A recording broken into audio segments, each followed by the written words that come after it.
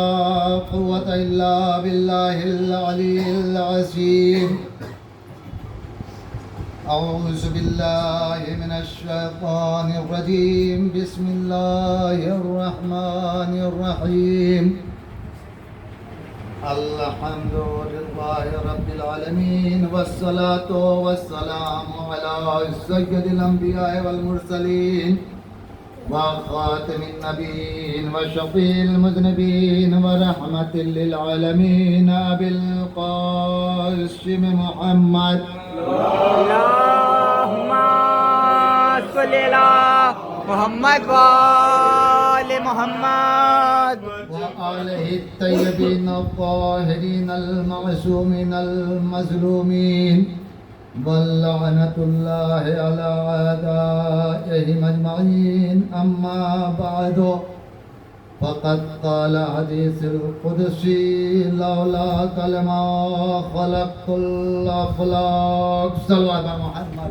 اللهم صل على محمد وآل محمد. آپ حضرات کے سامنے بہت ہی مشہور و معروف حدیث قدسی کی تلاوت کا شرف حاصل کیا، جس میں ارشاد رب العزت ہو رہا ہے: لولاک لما خلقت الافلاک. اے محمد، اگر تمہیں پیدا کرنا نہ ہوتا تو میں اس آسمان کو نہ بناتا، یہ زمین کو نہ بچھاتا، یہ چاند اور ستارے کے کندیلے روشن نہ کرتا.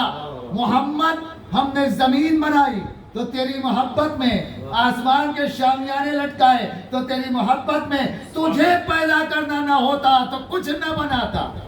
اگر سب کچھ ہے تو محمد کے صدقے میں ہے. صلوات پڑھے محمد والے محمد. اللهم صل على محمد وآل محمد. سب کچھ ہے تو محمد کے صدقے میں ہے. محمد کا نور خلق کر رہا ہے پروردگار. ابھی نہ آدم ہے، نہ آدمیت ہے، نہ کائنات ہے، نہ زمین ہے، نہ آسمان ہے، نہ فضا ہے، نہ ہوا ہے، کچھ نہیں ہے. ہے تو فقط خدا ہے، اور خدا یہ چاہ رہا ہے نور محمد کو خلق کرے، نور محمد کو خلق کیے کرے. نور محمد کو خلق کرنے کے لیے آئیے کتاب کا حوالہ دیتا چلوں. خلقت نورانیہ پاکستان سے چھپی ہوئی ہے، اس میں درج ہے. علامہ لکھتے ہیں کہ آدم کی خلقت سے 2000 سال پہلے پروردگار عالم نے نور محمد کو خلق کیا. آدم کی خلقت سے 2000 سال پہلے. اور پھر آگے دوسرے صفحے پر لکھتے ہیں کہیں پہ 7000 پہلے، کہیں پہ 14000 پہلے. کم سے کم 2000 سال پہلے محمد کے نور کو خالق کائنات نے آدم کی خلقت سے پہلے پیدا کیا. تو رکھا کہاں؟ عرش کی بلندیوں پر رکھا. عرش کی بلندیوں پر رکھا. میں کہوں گا پروردگار ٹھیک ہے، تو نے محمد کے نور کو پہلے پیدا کیا، بعد میں آدم کو پیدا کیا، اور نبیوں کو پیدا کیا، زمین کو پیدا کیا، آسمان کو پیدا کیا، آدمیت کو پیدا کیا. نور محمد کو پہلے پیدا کیا تو سب سے بعد میں کیوں بھیجا؟ کبھی غور کیا آپ نے؟ پہلے پیدا کیا، بھیجا سب سے بعد میں. عجب نہیں قدرت کی آواز آئے. دیکھو، پہلے محمد کو پیدا اس لیے کیا اور بھیجا سب سے بعد میں، تاکہ 1,24,000 نبی اور اس کی امت پہلے محمد کا انتظار کر لے. پہلے محمد کا انتظار کر لے، تاکہ جب تم دوسرے محمد کا انتظار کرو تو کوئی یہ نہ کہے انتظار کرنا بدعت ہے. صلوات پڑھے اللهم صل على محمد وآل محمد.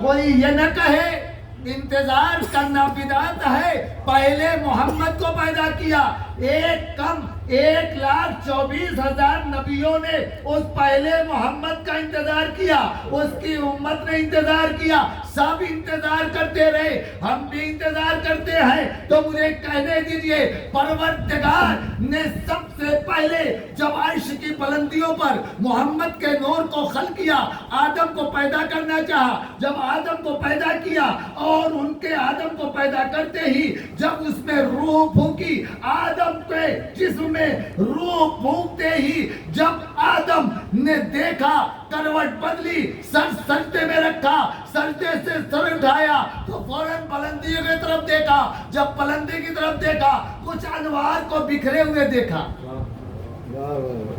कुछ अनवार को बिखरे हुए देखा। आदम से रहा न गया, पूछ लिया, परवरदिगार क्या मुझसे पहले भी किसी को पैदा कर चुका है? क्या मुझसे पहले भी किसी को पैदा कर चुका है? आवाज़े कुदरत आई, जिसे देख रहा है, अगर उन्हें पैदा करना न होता तो आए आदम तुझे भी पैदा न करता। सलावत पढ़े मोहम्मद।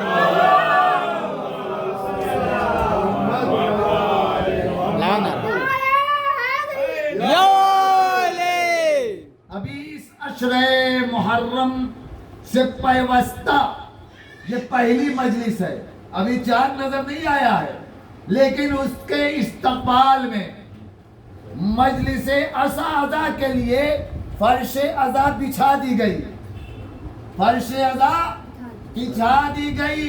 अरे दुनिया जानती ही नहीं कि ये फर्श अदा की हिस्ट्री क्या है, इसकी तारीख का पता ही नहीं। कोई कहता है तैमूर लंग ले आया, कोई कहता है मौजूद दौला की इजाद है, मौजूद दौला की ये इजाद है, कोई कहता है कि इजाद है। तो मुझे कह दीजिए, हिस्ट्री न जानने वाले कुछ भी कहें, ना आदम था, ना आदमियत थी, ना जमीन था, ना आसमान था, फकत आदम के खिलकत हुई है। आदम के खिलकत होते ही जब आदम ने सजदे से सर उठाया तो देखा, नूर को देखा, खुदा की आवाज आई, आदम जरा इन नामों को तो बता कि किस कौन कौन है? कहा परवरदिगार सब तो एक ही जैसे हैं, सब तो एक ही जैसे हैं, ये नूर सब एक जैसे नजर आ रहे हैं। कहा नहीं, गौर से देख, नूर एक जैसे हैं लेकिन अलग अलग हैं। आदम ने जो गौर से देखना शुरू किया, इस नूर में हमद की जलवागरी देखा, कहा ये मोहम्मद है, हमद की जलवागरी देखा, कहा ये मोहम्मद है। एक नूर में बुलंदी ही बुलंदी देखी, बुलंदी ही बुलंदी देखी, बुलंदी ही बुलंदी देखी, अंदाजा लगाया, कहा परवरदिगार ये अली है, कहा ये अली है। एक में हुस्न की जलवागरी देखी, कहा हसन है। जब एक नूर में सबसे ज्यादा खूबसूरती ही देखी, कहा ये हुसैन है।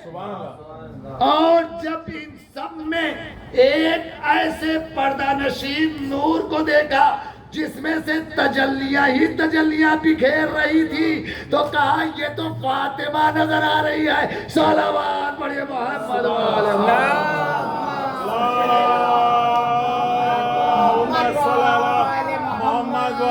मोहम्मद। तो यहाँ तक इसलिए ले आया कि आदम पंजतन का नाम बता रहे हैं, लेकिन जैसे ही कहा ये मोहम्मद, ये अली, ये फातिमा, ये हसन, ये हुसैन, हुसैन का नाम लेते ही रोने लगे, आंखों में आंसू आ गए, आवाज़े कुदरत आई।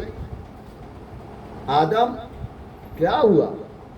का पहले का नाम लिया, मोहम्मद कहा, दिल में सुरूर पैदा हुआ। अली का नाम लिया तो बड़ा हौसला मिला, हसन का नाम लिया, चेहरे पर बशाशत आ गई।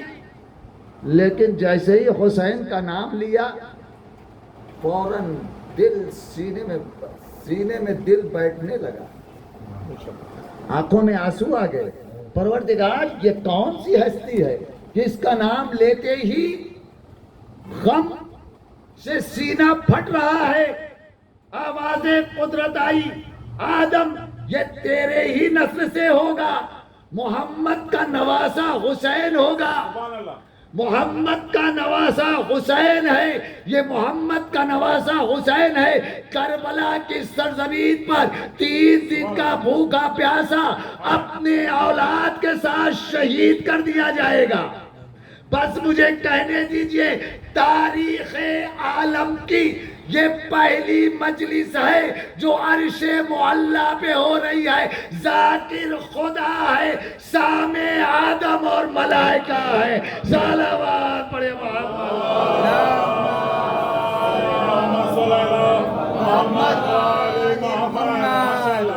سردار نعرہ حیدری یا علی سردار نعرہ حیدری یا علی دوداری تلوار نعرہ حیدری یا علی دوداری تلوار نعرہ حیدری مار ملنگا مار نعرہ حیدری مار ملنگا مار نعرہ حیدری یا علی من پہ یلغار نعرہ حیدری یا علی من پہ یلغار نعرہ حیدری یا علی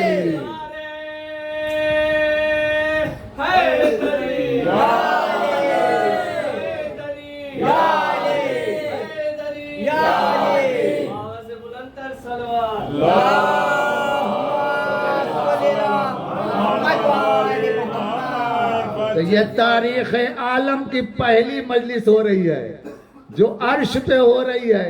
ذاکر خدا ہے, سامع آدم اور ملائکہ ہیں. آدم کے ساتھ ساتھ ملائکہ بھی سن رہے ہیں. یہ خوش نصیبی آپ کی ہے کہ جو مجلس عرش پہ ہو رہی تھی وہ زمین پر اس فرش پہ ہو رہی ہے. بہت کم لوگوں کو یہ شرف ملتا ہے. سب کو یہ شرف نہیں ملتا کہ فرش عزا پر آئے. فرش عزا پر آنے کے لیے دل پاک ہونا چاہیے, طینت طیب و طاہر ہونا چاہیے. طینت بھی طیب و طاہر ہونا چاہیے. نجس افراد اس فرش سے قریب نہیں ہوتے, پاک افراد اس فرش سے دور نہیں بیٹھتے. صلوات پڑھیے محمد والے اللہم صلی علی محمد وآل محمد. نجس افراد اس فرش سے قریب نہیں آتے, طیب و طاہر افراد اس فرش سے دور نہیں بیٹھتے, دور نہیں بیٹھتے. تو یہ تاریخ عالم کی پہلی مجلس جو میں نے آپ کو ہسٹری بتائی, لیکن دنیا کچھ بھی کہے شہادت حسین سے پہلے بھی مجلسیں ہوتی رہیں. یہ تو تاریخ عالم کی مجلس بتائی. شہادت حسین سے بھی پہلے مجلس, آدم سے لے کر عیسیٰ تک ہر ایک نبی نے مجلس کی ہے. ہر ایک نبی نے مجلس کی ہے. آدم سے لے کر عیسیٰ تک کوئی نبی ایسا نہیں گزرا جس نے فرش عزا نہ بچھائی ہو. وہ بھی اپنے گھر نہیں, کربلا کے میدان میں جا کے کربلا میں فرش عزا بچھائی ہے. میں یوں ہی نہیں کہتا. علامہ نعمت اللہ جزائری لکھنوی جنہوں نے کتاب لکھی کربلا اور نجف, انہوں نے کربلا اور نجف میں آدم سے لے کر عیسیٰ تک کے ہر نبی کا تذکرہ کیا ہے.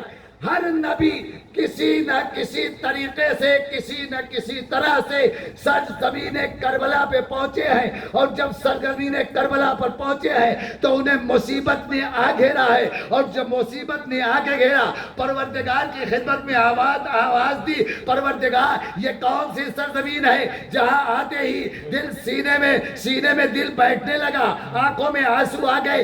آدم سے لے کر عیسیٰ تک کا ہر نبی کا کربلا میں پہنچنا, اور پہنچ کر کے خدا بتاتا ہے یہ زمین کربلا ہے, یہاں نبی کا نواسا حسین شہید کیا جائے گا.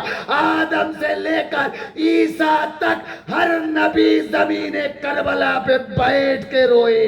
صلوات پڑھے محمد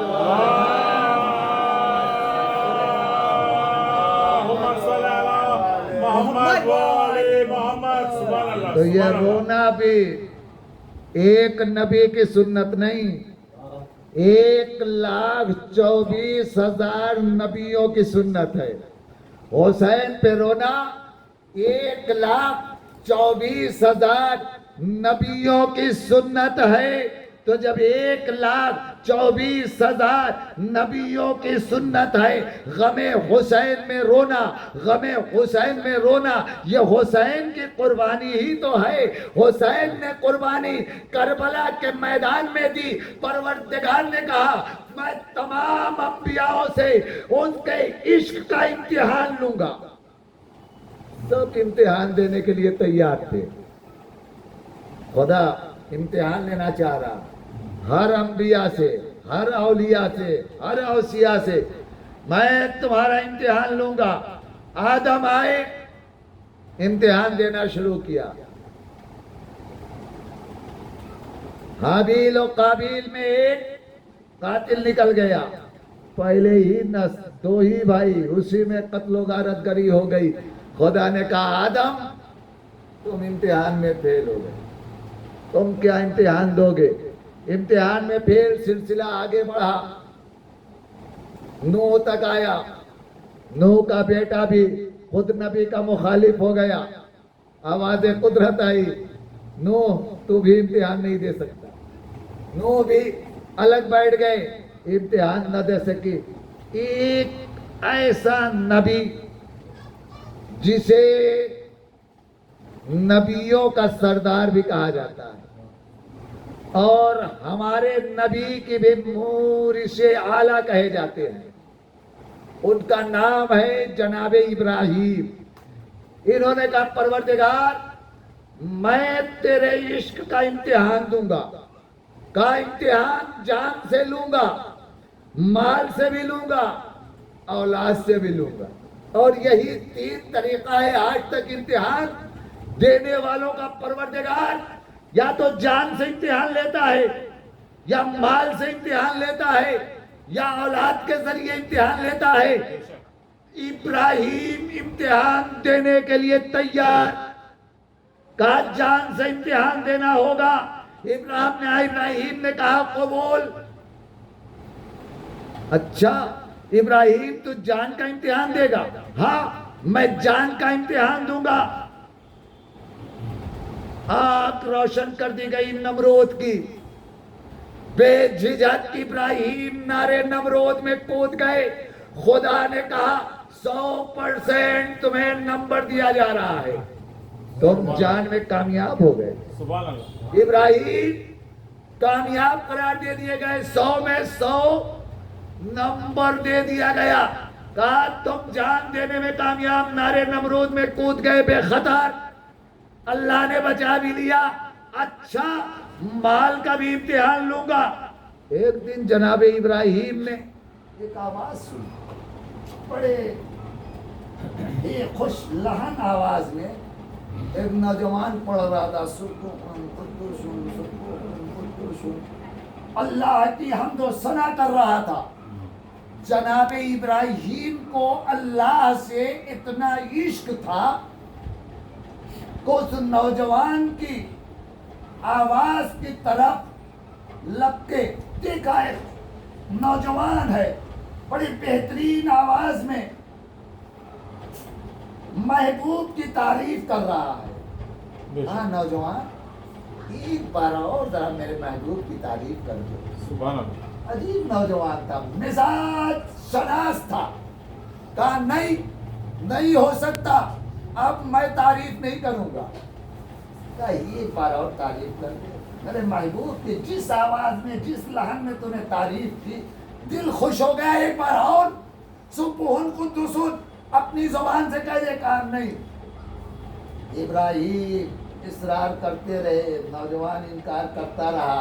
ایک مرتبہ ابراہیم کا شوق اور بڑھا، اشتیاق بڑھا، کہا لے لے میری ملکیت میں سے آدھی ملکیت، یہ جتنے بکریوں کے بھیڑوں کے روڑے ہیں اس سب میں سے آدھا دے رہا ہوں، ایک بار میرے محبوب کی اسی لہن میں تعریف کر دے۔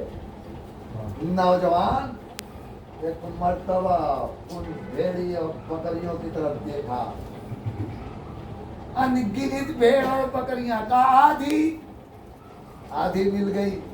फौरन फिर तारीफ करना शुरू किया, पढ़ना शुरू किया। इब्राहिम ने आधी दे दी। फिर इब्राहिम ने कहा अभी दिल नहीं भरा, अभी दिल नहीं भरा, एक बार और तारीफ कर दे मेरे महबूब की। अरे आप कहाँ बैठे हुए हैं, कहाँ बैठे हुए हैं? 1400 साल से अहले बैत के और अली के फजाइल बयान किए जा रहे हैं, हमारा दिल नहीं भर रहा है, तो खुदा के फजाइल से इब्राहिम का दिल कैसे भर जाए? सलावत पढ़े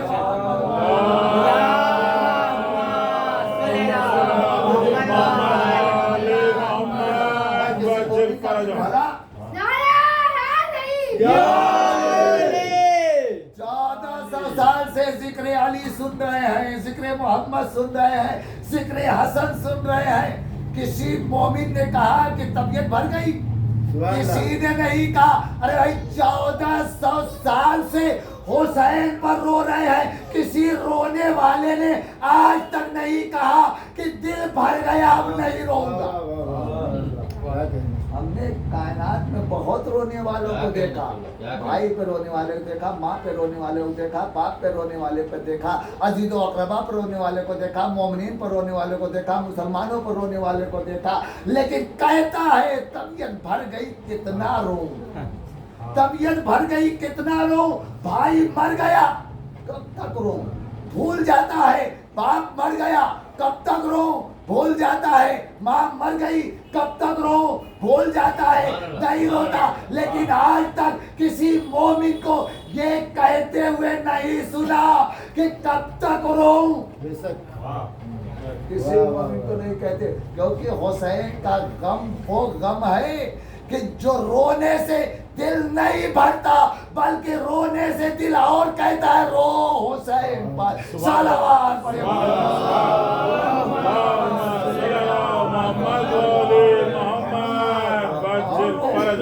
जनाब इब्राहिम का इश्तियाक और बढ़ा। नौजवान एक बार और मेरे महबूब की तारीफ कर दे। इब्राहिम के मिजाज को पहचानने वाला नौजवान, वो भी नौजवान ऐसा, न उसको सरवत की जरूरत, न उसको दौलत की जरूरत, क्योंकि वो कोई इंसान नहीं, मलक था। इम्तिहान था, मलक फरिश्ता आया हुआ था। एक बार और पढ़ दे, नहीं, इसरार पढ़ा। इब्राहिम ने कहा मेरी सारी मिल्कियत ले ले, लेकिन एक बार उसी राह में पढ़ दे। नौजवान ने फिर पढ़ना शुरू किया, सारी मिल्कियत दे दी। आवाज़े कुदरत आई, इब्राहिम इस माली इम्तिहान में भी तुम्हें 100 नंबर दिए जा रहे हैं। इब्राहिम इसमें भी कामयाब हो गए। अब चला बेटे का, इब्राहिम अब औलाद से इम्तिहान लूंगा। अच्छा, औलाद से भी परवरदिगार तो मेरा इम्तिहान लेगा। एक ही बेटा तो बुढ़ापे में अता किया है, जब बिल्कुल ज़ईफ हो गया तो तूने एक बेटा अता किया, उसका कैसे इम्तिहान लेगा? कहा परवरदिगार की आवाज आई, उसका इम्तिहान ऐसे लूंगा, मीना के मैदान में ले जा, उसे ज़बह कर दे। मैदान के मैदान में ले जा, उसे ले जा करके ज़बह कर दे।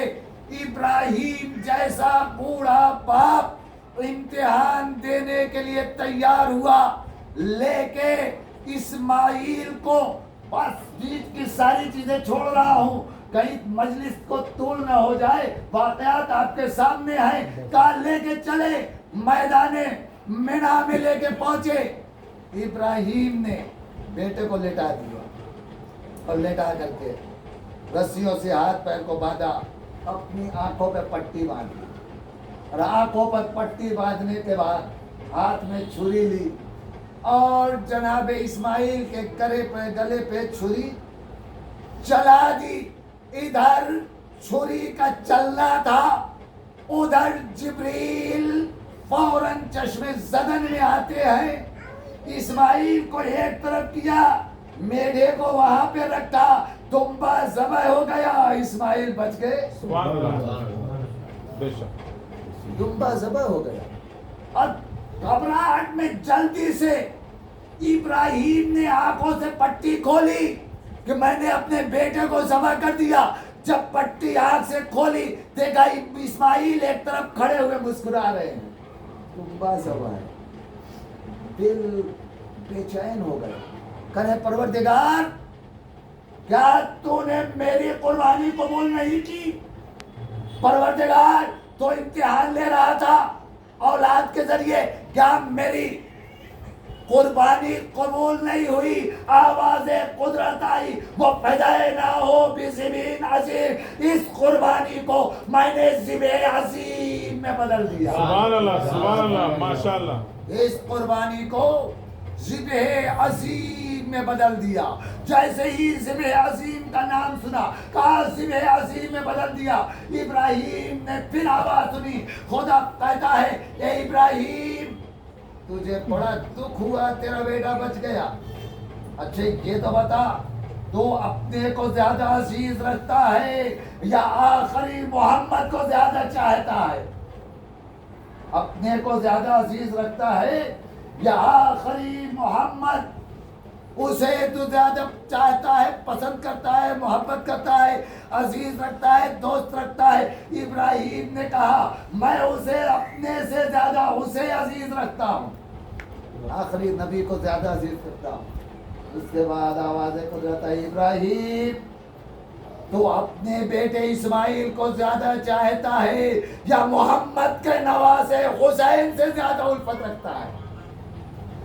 ابراہیم نے کہا پروردگار میں محمد کے نواسے بیٹے حسین سے زیادہ الفت رکھتا ہوں.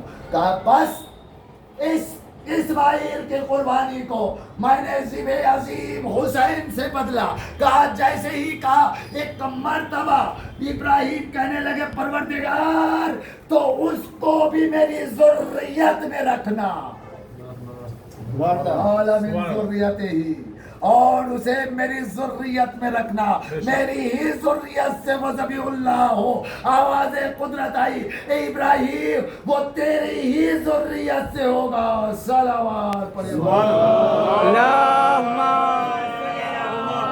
صلی اللہ محمد وآل محمد وجل فرجہ. تیری ہی ذریت سے ہوگا.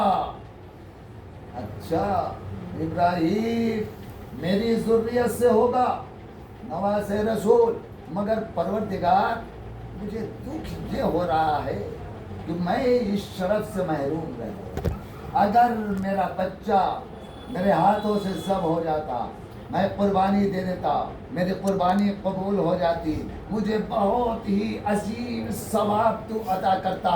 آواز قدرت آئی ابراہیم اس حسین کے غم میں اگر تیرے آنکھوں سے آنسو نکل آئے تو اس ابراہیم کے قربانی سے کہیں زیادہ عظیم ثواب عطا کر دوں گا. صلوات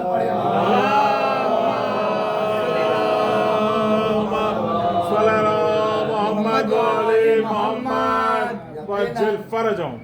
بہت ہی عظیم ثواب ہے حسین پر رونے والوں کے لیے. چھٹے امام ارشاد فرماتے ہیں، آٹھویں امام نے بھی ارشاد فرمایا کہ جو میرے جد حسین کے غم میں روئے اس کے اوپر جنت پہنچی.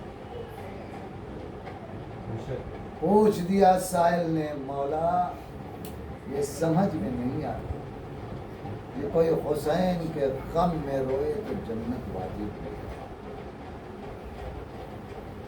نماز کا بڑا عظیم ثواب، روزے کا بہت عظیم ثواب، حج کا بڑا عظیم ثواب، ان کا درجہ ہے ثواب عطا کیا جائے گا.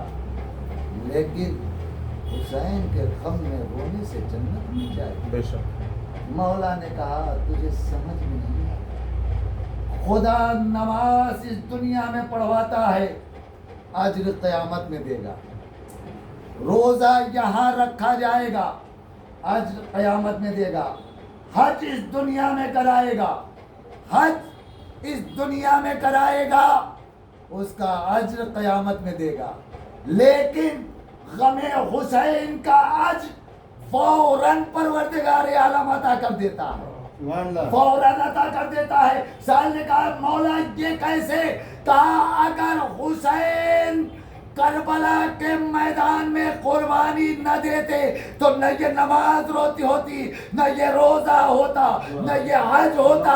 حسین کے قربانی سے نماز بھی بچی، روزہ بھی بچا، حج بھی بچ گیا۔ صلوات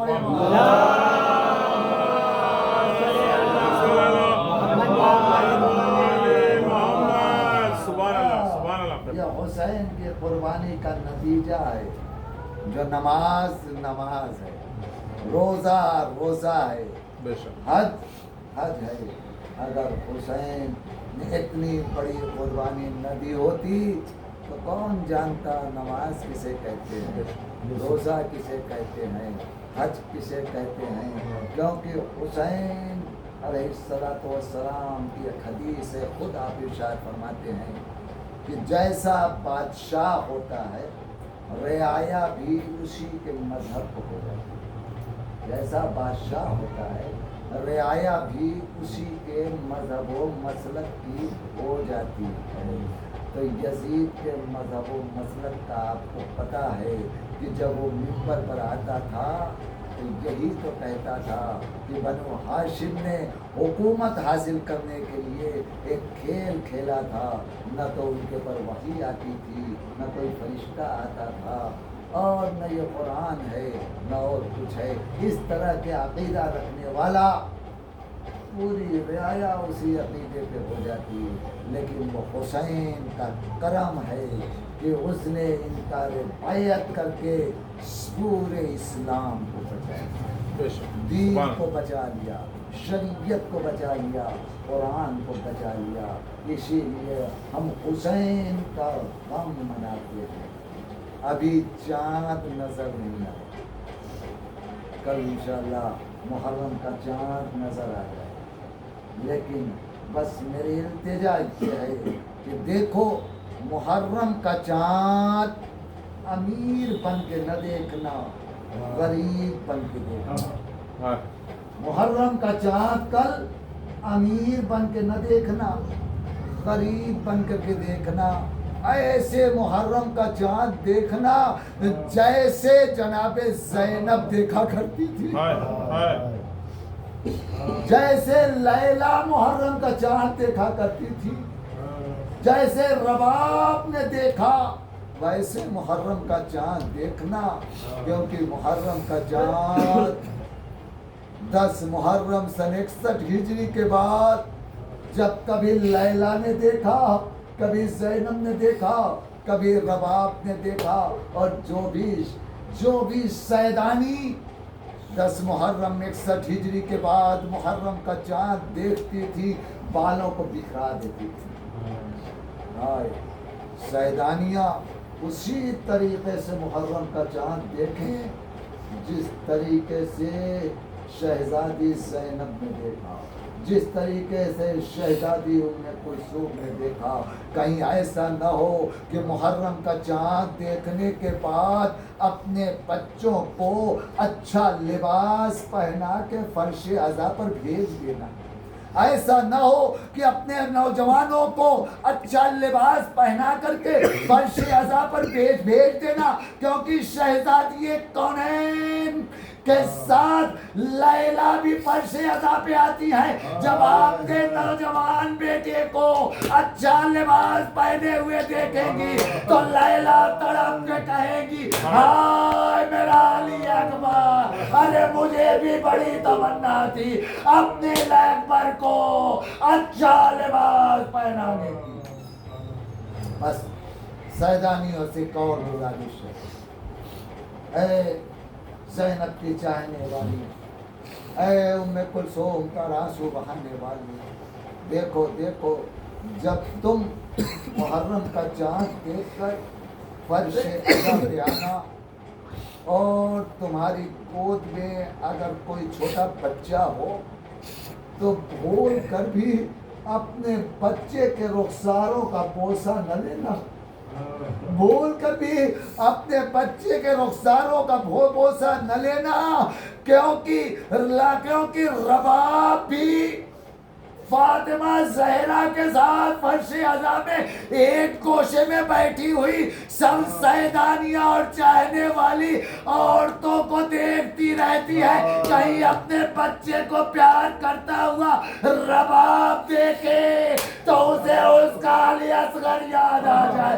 ہائے کربلا کے میدان میں، ارے میرا ششما، ارے پیار کے لیے تڑپ رہا تھا۔ بس آخری جملہ آپ کے حوالے کرتا ہوں، رونے والیاں دل کھول کر رو لیں، فرش عزا پر رونے والے دل کھول کر حسین پر آنسو بہا لو، دل کھول کر حسین پر آنسو بہا لو۔